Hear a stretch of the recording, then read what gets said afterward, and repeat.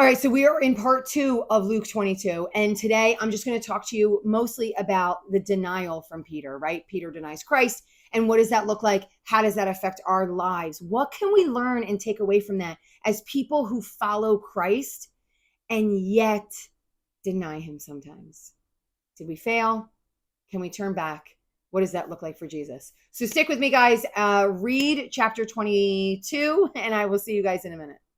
Hey, welcome to Bible 365. I am your host, Kathy Carter, and this channel is here to kind of merge Bible living with Bible literacy. So we are going to be using the New Testament this year in order to understand what it's like to live as a follower of Christ. I have a link below in the description that I have a download that will bring you to a chronological Bible reading of the New Testament. So what I want you to do is read every day and join me and hopefully some friends as we talk about what it means to live as a kingdom builder. Let's get started. All right, guys, we are in Luke 22, part 2. So yesterday we were in the upper room, and not yesterday because you can still see it on the same outfit, but a couple of minutes ago, if this is the second video though, we were in the upper room. And so we are moving on from the upper room. Peter has denied Jesus 3 times. So we're coming to the end of his ministry.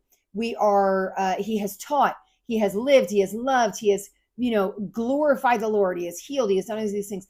Pharisees are butting up against him. They're trying to find a way to kill him. Satan has entered Judas because Judas left that door open by turning away from the Lord. So Satan has entered Judas. He went out to meet the Pharisees and to strike up a deal and was like, this is what's going to happen. This is how I'm going to kind of pull Jesus away from the crowd so you can come in and you can go meet him.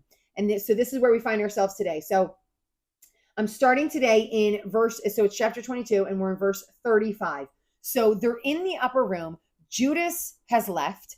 And so what he's talking about is he says to them, when I sent you out without money belt and bag and sandals, you didn't lack anything, did you? So he's like, hey, getting ready for the next stage in the game. Remember when I sent you out the first time? Remember I sent you with nothing? They were going out the first time to shout out that Jesus was coming. And so when they were going out, they were like, hey, we're going to go out here. Can we stay in your house? This guy, Jesus, is coming. He's doing healings. He's doing miracles. And then he's coming in with teachings. He's telling us about God. This is the Messiah to come. And Jesus had said, go with nothing. So the expectation is that other people would care for them because they were so excited that this Lord was coming in, that this word was going to be preached to them, that they were then going to house the heralds essentially that were pronouncing that he was coming. So I believe this was a call the first time, right? I'm still talking about the first time. The first time they went out, this was a call for the people to step up to hear the message that was coming, right? Are they going to step up and listen? Or are they going to close their ears, say la, la, la, la, la, la, and turn away and say, we don't want to hear the message, right? And then right now we start separating, right? Like this is like the separating wheat from chaff. Like, well, I don't care what analogy you want to use. So that we're starting to separate people. Now he's like, now this is different. We're going out again. This time it's different. That time I was sending you out and I was giving you a purpose. This time you got to come with a money belt. And I want you to sell some stuff and get some swords. So you're coming out now fully protected. That time you were going out and you were like, let the world do what it's going to do to me. I'm heralding Jesus to come. He's coming in. This time we're all going out and it feels like it's like they're trying to protect themselves, right? Like I was going to say safety, right? Like they're trying to be safe. And so he's not feeding them to the wolves at this point. He's making sure that there's some protection surrounding them because he knows what's to come, right? He knows this is the time where things are going to start to maybe turn violent. And so he wants his people to be protected. They're not coming after his people. They're coming after him. He's the one who's giving up his life, not his people right now. His people actually have a job. And so he wants them to be protected before their job to come. Again, this is like always the way I say it. So he says to them, these swords are enough. Let's start to head out. He came out and he proceeded, as was his custom, to the Mount of Olives. The disciples followed him. When he arrived at the place, he said to them, pray that you may not enter into temptation. So they go to the Mount of Olives. He goes to pray and he's like, do not enter into temptation. I don't know what way you're looking at temptation, but the reality is they fall asleep. I'm going to say that's temptation. They were supposed to be in prayer. They were tempted by sleep. It seems so minuscule. Big deal. They fall asleep. He's out there praying. It's nighttime. They just ate. They just drank some wine. This would be normal behavior. And yet Jesus says, pray that you don't fall into temptation. So they're actually supposed to be praying. So he goes out. And when he goes out, he is crying, tears of blood. He's struggling, it says, right? And so it says, an angel from heaven appears to him, strengthening him, and being in agony, he was praying fervently. So he's out at this place, knowing what's to come, speaking to the Lord, like fervently enough that he's sweating red blood. And then his people are over there sleeping. They have fallen into temptation. And then it says, when he rose from prayer, he came to the disciples, found them sleeping from sorrow. And he said to them, why are you sleeping? Get up and pray that you may not enter into temptation. So it's like his kind of second shout out to them. Like, you guys keep falling asleep. You're falling into temptation. And I really don't know. I don't know if maybe if they hadn't fallen into temptation, if something would have been different.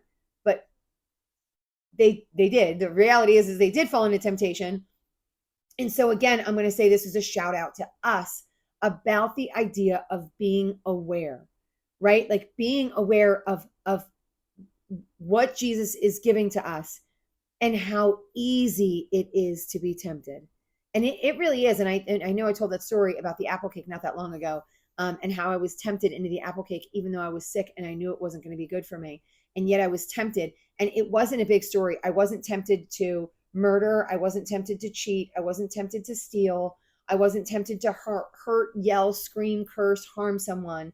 I was only tempted to eat a little stinking piece of cake that was so good. The idea wasn't the veracity, like how big it was. The idea is that I was tempted and I fell into that temptation. We are tempted. What do we do with it? Right? Like when we are tempted, and sometimes we're not going to recognize it's a temptation. At the time, I didn't really recognize it was a temptation, but afterwards it was a smack in the face, which brings me to the Lord, because I go, oh my gosh, I was tempted and I failed. And he's not going to go, oh, I can't believe you, because he says to Peter, when you turn back again, there's going to be failure, there's going to be temptation, and you turn yourself back to the Lord. That is always what he's looking for from us. Now it says, while he's still speaking, behold, a crowd came, and one called Judas was preceding them. He approaches Judas and he kisses him and he betrays him. He shows him a sign of love and affection. And that sign of love and affection is a sign to other people to arrest and eventually kill him. So it's a complete betrayal. He has already turned away from the Lord. And now outwardly, he is showing his betrayal, his backstabbing to the Lord. And again, I'm going to say, do you kiss and betray at the same time, right? Do you speak out of both sides of your mouth, where you love in one, but you curse in the other? And these are ways that we are tempted and tried, and we turn away from the Lord, and we need to turn back. And it says, have you come out with swords and clubs as you would against a robber while I was with you daily in the temple? This is what he's saying to the people come to arrest him. While I was with you daily, you didn't lay hands on me. And so he's again giving this kind of like cry out to the people, like this is just a recognition. And I feel like in some ways it's for us. Like these people, while he was standing there, they didn't do anything about it. Now all of a sudden they're betraying him. Now all of a sudden they're coming out for him with weapons and things like that. What do they think he's going to do? He hasn't shown any sign of hostility, violence, or anger all the way up until this point. Now it says they arrest him. And this is kind of the end story. I started with the story of Peter last time. This is the end story of Peter. They arrest him and they take him. And now Peter follows at a distance. So as Peter is following at a distance, people are like, hey, aren't you that guy? And he's like, nope, I'm not that guy. And someone else was like, well, yeah, you're definitely that guy. And he was like, I'm not that guy. And then a third time, You're that guy. And he freaks out and he's like, stop, I'm not that guy. At that time, a rooster crowed. Jesus looks right at him. And of course, he's devastated, right? Because he's devastated. He remembers the prophecy. And so here we go. He has a full understanding. Oh my God. Like, right? Like all of a sudden, eyes lit up. I fell into temptation, right? Just like in the prayers. I fell into temptation. I did exactly what it was he said that I would do. And I said I would never do. I was in full denial that I would ever turn away. A lesson for all of us in humility, because in the smallest of ways, and I want to say in the smallest of ways, because again, I'm going to say Peter didn't murder. Peter didn't cheat. Peter didn't commit violence, although he did earlier, but that's different. Peter didn't commit violence on anybody. Peter didn't lie, cheat, and steal. He did none of those things. What he did was he denied the Lord. And it seems like in here we could go, oh my gosh, I can't, it's so big. But we have done it 1 bazillion times. There's very few of us that follow the Lord that haven't said things like, I'm trying to even think, I don't even have an example, but in some way have denied the Lord. In some way, someone has said, oh, can you believe those Christians? And we didn't go, well, I'm a Christian, right? I follow the Lord. I love God. There are ways in which that we have these denials of the Lord. And it doesn't, I'm going to go 2 ways, because I'm going to say his denial wasn't any outward violent thing that we would say, oh, it makes him such a bad person, right? So on the surface, we would never call Peter a bad person for doing what he did. But in his heart, he turned away from the Lord. He has not failed, but he's turned away from the Lord. And so what he needs to do is turn himself back to the Lord. The Lord saw him. He sees everything that we do. They're making it clear in this picture so you know that Jesus, no matter where he is, he's looking directly at you. While I'm doing this video, he's looking directly at me. He knows exactly what I'm saying, and he's judging it, maybe. I don't know if it's a good word or a bad word. I feel like he's right, like he knows what I'm doing. How am I honoring him in doing these things? When you think nobody sees you, he sees every single thing you do. Every time you are tempted and you say, no, Jesus, I'm not following you at this moment. I don't know you, right? He sees it and he knows it. It is an opportunity for you to fall away, but it is more for those of us who really, really love Jesus. It's more an opportunity to turn towards him, to say, I can't, to be sad about it, because I don't think we should deny our sadness. I don't think we should deny our shame. I think that we should go, I'm so ashamed that I did that. And then we give our shame over to Jesus and we let Jesus heal that brokenness inside of us. There is a brokenness. I keep talking about like how we're broken vessels. And there is a brokenness inside of all of us. And in all different ways, because some of the people that I am closest to, that like I literally love the most, are so different from me that I can't even understand how their brain works. Like I know how my brain works. The more I like think about it, the more, right. And again, the older I get, I know like the way it sounds. I know the things that I'm really good at. I know the things I'm really horrendously horrific at. And I learn more stuff about that all the time. That's me in my own body. I have trouble seeing that in other people, right? Like that's the reality is I have trouble seeing that in other people. Our job is to understand that in us and that in others, right? And being humble about it, like having humility, recognizing that each of us is broken in a very uniquely different way. A super simple example, and I probably give this example all the time as a driving example. I have major road rage. I am a huge risk taker. Like I thrive on that chaotic feeling of risk. And so I like to drive fast. And unfortunately, I also enjoy in and out and in and out of lanes. The older I'm getting, the less I do that. And the more I love Jesus, the significantly less I'm doing that, actually, that's probably like a hugely bigger than just getting older. It's really the idea of like recognizing that that's not safe for myself or other people. But the truth is I run on it. Like I run on that adrenaline.